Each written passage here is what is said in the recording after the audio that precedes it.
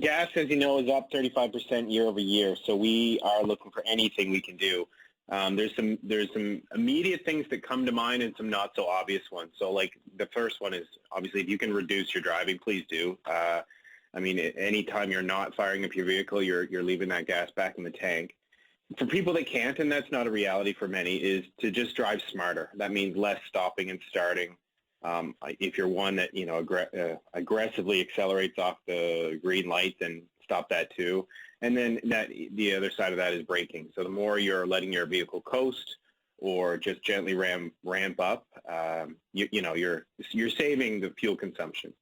If you're on the highways, always turn on your cruise control if possible, and it's safe to do so. Now, if you're in treacherous conditions, obviously don't do that. But when safe to do so, using cruise will often save a lot as well.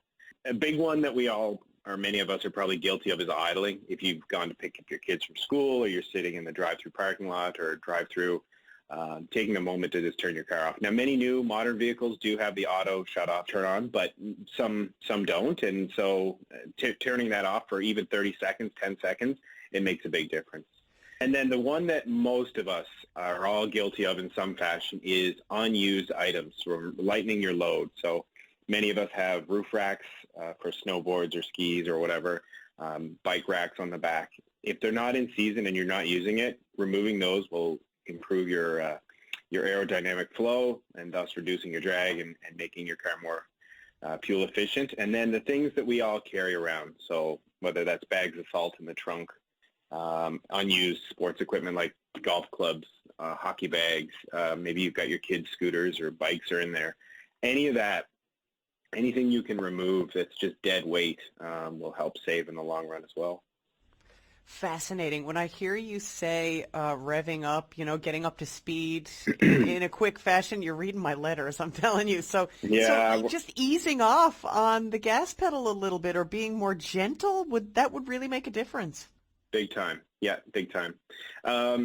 And your cars, most modern cars will show you your consumption too, like when you redline and when you're in your kind of your ideal zone.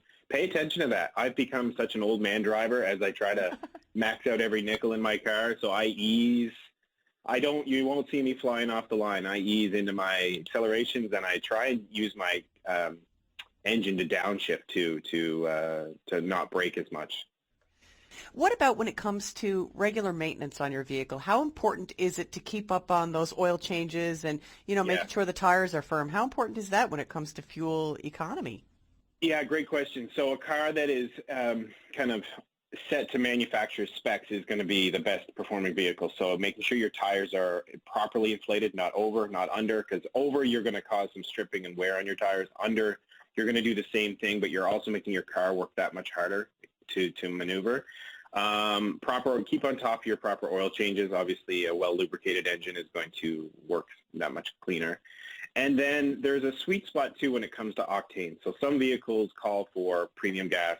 Others call for regular. I was just reading a report on a CRV test they did, a Honda CRV, where putting premium in didn't make a single difference. But there are others in that same test where it did.